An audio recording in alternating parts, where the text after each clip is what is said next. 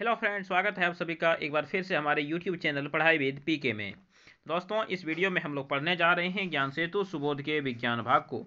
तो चलिए आज का वीडियो शुरू करते हैं। तो आज का जो हमारा वीडियो है वह आपका पेज नंबर 72 और पेज नंबर 73 है। मतलब कि आज हम 72 और 73 पेज नंबर को पढ़ेंगे। तो चलिए शुरू करते हैं। आज का जो हमारा है वो अभ्यास कार्यपत्र 2 और मैं पहले ही बता चुका हूँ कि ये आपका पेज नंबर 72 है। चलिए मैं फिर से आपको इसे दिखा देता हूँ। देख लीजिए कि यह आपका पेज नंबर 72 ही है। ठीक है, तो चलिए अब हम शुरू करते हैं अपने सवाल को पढ़ना। तो चलिए देखिए, आपका जो पहला सवाल दिया गया है वह क्या है कि नीचे दी गई सारणी के कॉलम आ में कुछ पदार्थ दिए गए हैं, कॉलम ब में उनके उपयोग दिए गए हैं। कॉलम अ के पदार्थों का कॉलम ब के पदार्थों से मिलान कीजिए। ठीक है, चलिए मिलाते हैं। तो गोल्ड, गोल्ड मतलब क्या होता है? सोना। और सभी जानते हैं सोना से क्या बनाया जाता है? आभूषण बनाए जाते हैं, गहने बनाए जाते हैं। आयरन, लोहे से क्या बनाई जाती है? तो मशीनें बनाई जाती हैं। एल्यूमिनियम से क्या किया जाता है? तो खाद्य सामग्री को लपेटा जाता है। कार्बन जलाने या फिर ईंधन बनाने के काम में आता है। कॉपर से बिजली का तार बनाया जाता है और मरकरी से थर्मामीटर बनाया जाता है। तो इस तरह से आप क्या कीजिएगा, आप हर एक को यहाँ पे इसी तरह से मिला लीजिएगा। ठीक है, तो चलिए चलते हैं अपने अगले सवाल पे। हमारा जो अगला सवाल दिया गया है वह है, राकेश ने लकड़ी के कोयले का एक जलता हुआ टुकड़ा लिया, उससे उत्सर्जित होने वाली गैस को एक प्रखनली में इकट्ठा किया। क्या आप बता सकते हैं कि गैस की प्रकृति को कैसे ज्ञात करेगा? तो कैसे ज्ञात करेगा कि हमने कोयले को जलाया तो उससे कौन सी गैस निकली, उसकी प्रकृति को हम कैसे ज्ञात करेंगे? तो देखिए, जब आप कोयले को जलाइएगा तो कोयला क्या होता है? कार्बन होता है। वो ऑक्सीजन से विक्रिया करके क्या बनाता है? कार्बन डाइऑक्साइड बनाता है। और आप सभी अच्छे से जानते होंगे कि कार्बन डाइऑक्साइड में कोई भी आग जो है वह जल नहीं सकती है। मतलब कि कोई भी आग को अगर कार्बन डाइऑक्साइड के सामने लेगेंगे तो आग क्या हो जाएगी? तो आग बुझ जाएगी। ठीक, तो क्या करें? यदि हम उस प्रखनली के द्वार पे एक कोई भी जलता हुआ माचिस की तीली ले जाएं, वो माचिस क्या हो जाएगी? बुझ जाएगी। और हमें दिया है कि उस गैस की प्रकृति को वह कैसे ज्ञात करेगा, कि वह जो गैस है उसकी प्रकृति क्या है? वह गैस अम्लीय है या वह गैस आपकी क्षारीय है? तो आप उस गैस को क्या कीजिएगा, सिंपली आप उस बीकर में पानी मिला दीजिए और उसे लिटमस पेपर पे रख दीजिए। तो लिखेंगे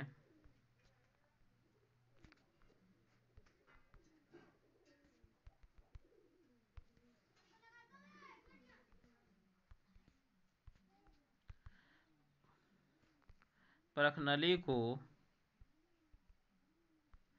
भिंगी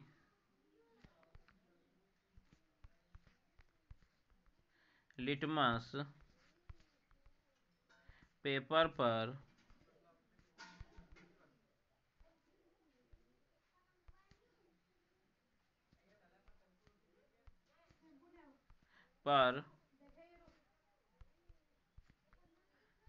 रखने से, प्रखनली को भीगी लिटमस पेपर पर रखने से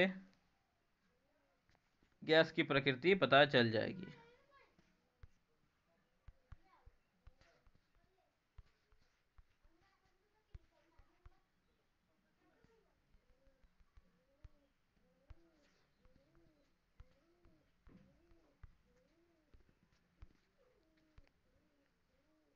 पता चल जाएगी। ठीक है, तो यह हो गए यहाँ पे आपके आंसर। तो चलिए बढ़ते हैं अपने अगले सवाल पे। दिया कि इस प्रक्रम में होने वाली सभी अभिक्रियाओं के शब्द समीकरण लिखिए। देखिए क्या लिखना? शब्द समीकरण। तो सबसे पहले क्या लिखा है? हमने कार्बन लिया, तो क्या लिखेंगे? लिखेंगे कार्बन प्लस ऑक्सीजन बराबर कार्बन डाइऑक्साइड।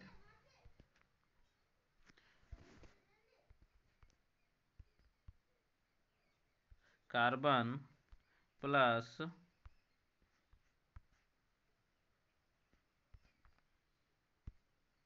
ऑक्सीजन और यहाँ पे बीच में क्या देते हैं, बिल्कुल सही एरो देते हैं। लेकिन देखिए कीबोर्ड में एरो नहीं दिए गए हैं, तो मैं इस एरो को हाथ से दे देता हूँ। ओके, चलिए, तो यहाँ पे बीच में आपके क्या हो जाएंगे, उसके बाद यहाँ पे आ जाएंगे आपके कार्बन डाइऑक्साइड।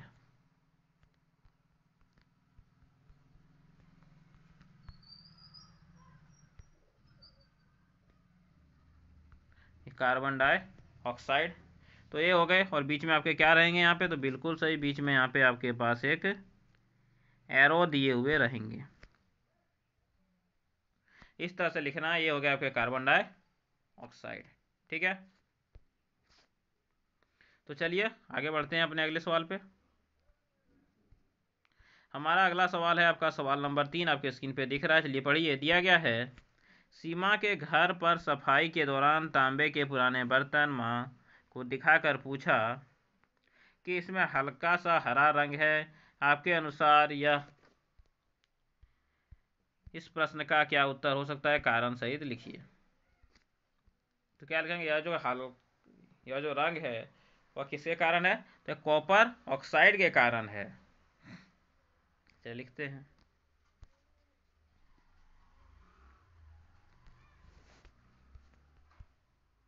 यह हरा रंग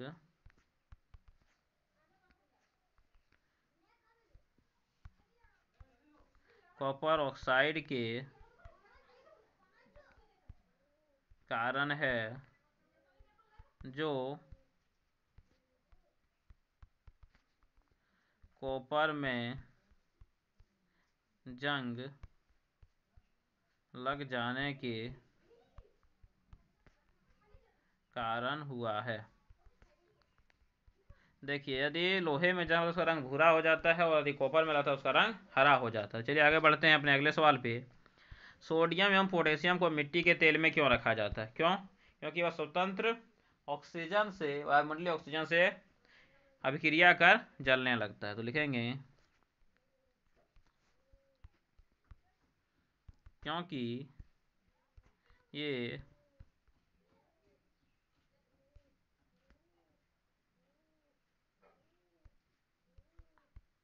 वायुमंडलीय ऑक्सीजन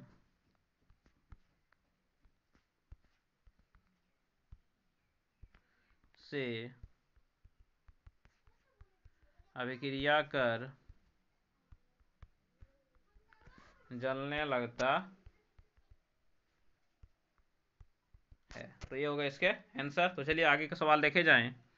5 नंबर सवाल है कि कमला ने नींबू के अचार तैयार किया, सुरक्षित रखने के लिए उसे एल्युमिनियम या प्लास्टिक के पात्रों में से किसमें का चयन करना चाहिए, कारण से देखिए। आप लोगों ने अपने घरों में भी देखा होगा कि आपके अचार या तो कांच में रखे जाते हैं, प्लास्टिक के बोतलों में रखे जाते हैं, एल्युमिनियम कॉपर इन सब के बोतलों में नहीं रखे जाते हैं, क्योंकि जो अचार होते हैं वो अम्लीय होते हैं और वह धातुओं से अभिक्रिया करके उसे दूषित कर सकते हैं। देखेंगे क्यों कि प्लास्टिक का चयन करेंगे, किसका चयन कीजिएगा, प्लास्टिक का करेंगे, क्योंकि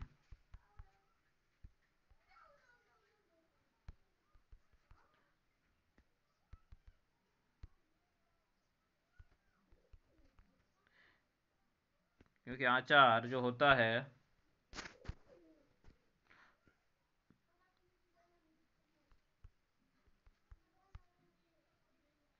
धातुओं से अभिक्रिया करता है और इस तरह से अभिक्रिया के कारण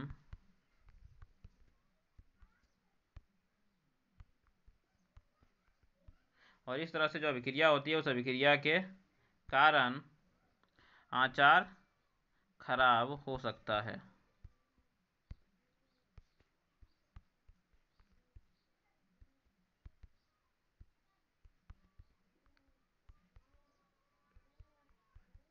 अचार खराब हो सकता है। तो ये हो गए यहाँ पे आपके आंसर। इस तरह से आपका पेज नंबर 72 हो चुका है यहाँ पे समाप्त। तो चलिए बढ़ते हैं अपने अगले पेज पे, पेज नंबर 73 पे। देख सकते हैं कि ये आपका क्या है, पेज नंबर 73 है।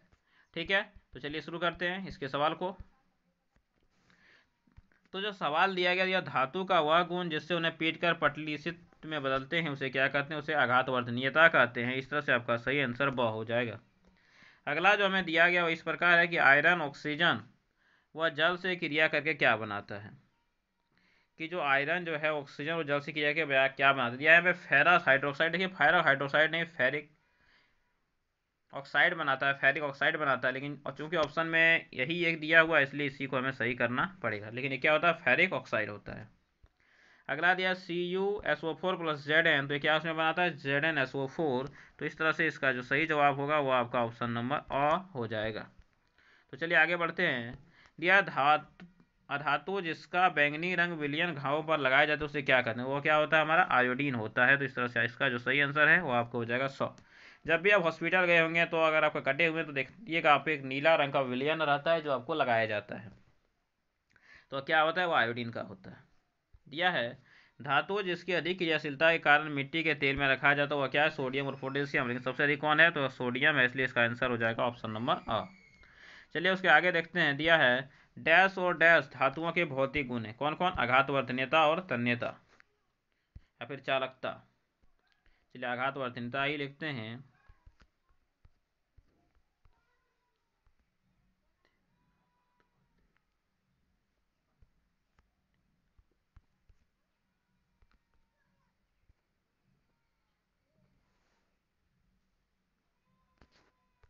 आघात वर्धनीयता, और दूसरा आप लिख सकते हैं तन्यता, चालकता।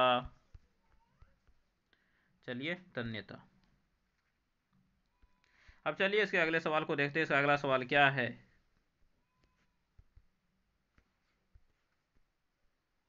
तो इसका जो अगला सवाल दिया गया वो आपके स्क्रीन पे दिख रहा है। सवाल नंबर ख, धातुओं का वह गुण जिससे उन्हें खींचकर तारों में परिवर्तित किया जा सके उसे क्या कहते हैं। तो आप सभी जानते हैं कि धातुओं के उस गुण को क्या कहते हैं, तो उसे हम लोग कहते हैं तन्यता। तो इसका जो सही आंसर होगा वो क्या हो जाएगा, तन्यता इज योर राइट आंसर। ठीक है, तो चलिए बढ़ते हैं अपने अगले सवाल पे। हमारा अगला सवाल जो सवाल नंबर ग है, दिया है धातु जो गायन ध्वनि उत्पन्न करते हैं उसे क्या कहते हैं, तो उसको हम लोग कहते हैं सोनोरस। क्या कहते हैं उसे, उसे हम लोग कहते हैं सोनोरस। तो यह हो गए आपके यहाँ पे बिल्कुल सही जवाब, सोनोरस। चलिए उसके आगे देखते हैं। दिया गया है पॉप ध्वनि गैस की उपस्थिति दर्शाती है। देखिए यदि आप किसी बीकर के सामने जलती हुई माचिस लेते हैं और माचिस पॉप ध्वनि के साथ अगर जलती है तो वह दिखाती है हाइड्रोजन की उपस्थिति। किसकी, तो हाइड्रोजन की उपस्थिति को दर्शाती है पॉप ध्वनि। ठीक है, तो इसका जो सही जवाब हो जाएगा वह क्या हो जाएगा, वह आपका हो जाएगा हाइड्रोजन। अगला जो यहाँ पे दिया गया है कि मैग्नीशियम रिबन के दहन से प्रत्यक्ष राख के विलयन को लाल लिटमस पेपर पर डालने से उसका रंग नीला हो जाए तो विलयन की प्रकृति क्या होगी।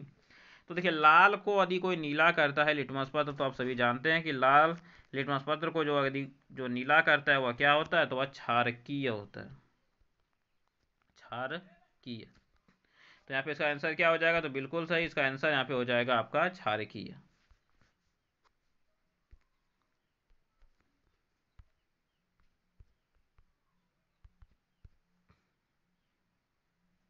ये हो गए आपके आंसर क्षारकीय। ठीक है, तो चलिए फिर अपना अगला सवाल देखते हैं। हमारा जो अगला सवाल है वो आपको दिख रहा है, सवाल नंबर 3 आपके स्क्रीन पे। सवाल में दिया गया है निम्नलिखित में से जो मेल नहीं खाते उस पर घेरा लगाइए और कारण लिखिए। ठीक है, पहला है लोहा, तांबा, सोना और पारा। देखिए लोहा, तांबा, सोना जो होता है ठोस अवस्था में होते हैं, लेकिन आप सभी जानते हैं कि जो हमारा जो पारा है वह किस में होता है, वह द्रव अवस्था में होता है। इसलिए इसका जो सही आंसर हो जाएगा वो आपका क्या हो जाएगा, तो वो आपका पारा हो जाएगा। तो क्या लिखेंगे, लिखेंगे पारा द्रव अवस्था में होता है जबकि अन्य तीनों ठोस अवस्था में होते हैं।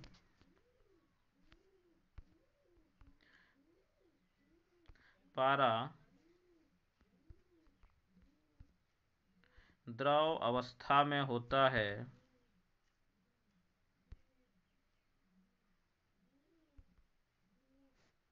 देखिए अवस्था में होता है जबकि अन्य तीनों किस अवस्था में होते हैं, तो ठोस अवस्था में पाए जाते हैं।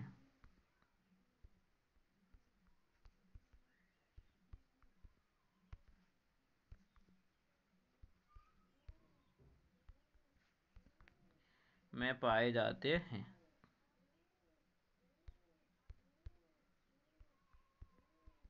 तो ये हो गए यहाँ पे इसके सही जवाब। आपको इसी तरह से लिख देने हैं। चलिए अगला देखते हैं। अगला दिया गया है हमारे पास सवाल नंबर ख में, कैल्शियम, नाइट्रोजन, क्लोरीन और ऑक्सीजन। देखिए ऑक्सीजन, कैल्शियम, क्लोरीन और नाइट्रोजन तीनों गैस हैं, जबकि कैल्शियम क्या एक ठोस है। तो इसका जो सही जवाब होगा वह क्या हो जाएगा? इसका सही जवाब हो जाएगा आपका कैल्शियम। तो क्या लिखेंगे कि कैल्शियम एक धातु है, जबकि अन्य तीनों अधातु हैं। आप यह भी लिख सकते हैं।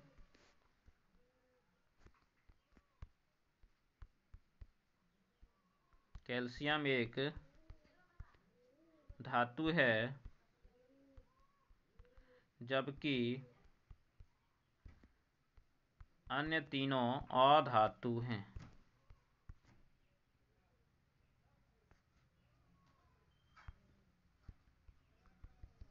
तो ये हो गए यहाँ पे इसके आपके सही जवाब। तो आपको इसको इसी तरह से लिखने थे। चलिए अगला देखते हैं। सवाल नंबर 4 दिया है, जंग लगने में Fe धातु किसके साथ रासायनिक अभिक्रिया करते हैं? समीकरण पूर्ण कीजिए। तो देखिए ये आपकी जो अभिक्रिया करते हैं वह आपकी करते हैं ऑक्सीजन के साथ। तो आप लिखिएगा O2।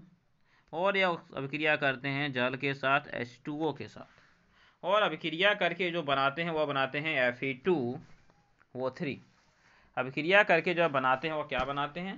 तो अभिक्रिया करने के बाद यह बनाते हैं Fe2O3। तो आपको लिखना है यहाँ पे Fe2O3। और इसका नाम क्या है? तो इसका नाम है आपका फेरिक ऑक्साइड। इसका क्या नाम है? Ferric oxide. ठीक है, तो आप इन्हें इसी तरह से नोट कर लें। चलिए चलते हैं अपने अगले सवाल पे। सवाल नंबर 5 पे क्या दिया है? दिया गया है, जब मैग्नीशियम रिबन का वायु में दहन होता किया जाता, समीकरण लिखिए। तो देखिए मैग्नीशियम रिबन क्या होते हैं? तो Mg होते हैं। वायु क्या होते हैं? O2 होते हैं। जो जब जलाएंगे तो क्या बनाएंगे? Magnesium oxide MgO। क्या बनाएंगे यहाँ पे? तो यहाँ पे आपके बनाएंगे MgO। M आपको बड़ा लिखना है। ठीक है, तो ये सवाल भी आपके हो गए यहाँ पे कंप्लीट। तो चलिए इसका अगला सवाल देखते हैं। दिया गया है, निम्न समीकरण में बनने वाला पदार्थ और उसकी प्रकृति लिखिए। तो देखिए SO2 को जब H2O से अभिक्रिया कराया जाता है तो यह बनता है H2SO3। तो क्या पदार्थ बनेंगे? ये जो बन रहे हैं तो ये क्या हो जाएंगे? ये आपके हो जाएंगे H2SO3। ठीक, और इसकी जो प्रकृति होगी तो लिखिएगा प्रकृति वह कैसी होगी? यह आपकी अम्लीय होगी। या आपकी प्रकृति जो होगी वो कैसी होगी? अम्लीय होगी। तो इस तरह से देख सकते हैं कि आपके दोनों पेज समाप्त होते हैं। लेकिन वीडियो समाप्त करने से पहले एक बार आप लोगों से हम रिक्वेस्ट करते हैं कि यदि आप हमारे चैनल पे नए हैं, चैनल को सब्सक्राइब नहीं किए हैं, वीडियो को लाइक नहीं किए हैं, इसे अपने दोस्तों को शेयर नहीं किए हैं, तो इसे जल्द से जल्द शेयर करें। और आप कमेंट बॉक्स में कमेंट करके ज़रूर बताएं कि आप किस क्लास में पढ़ते हैं, तो मैं उस क्लास की वीडियो भी बनाऊँगा। ठीक है, तो चलिए मिलेंगे अगले वीडियो में। तब तक के लिए धन्यवाद। जय हिंद, वंदे मातरम।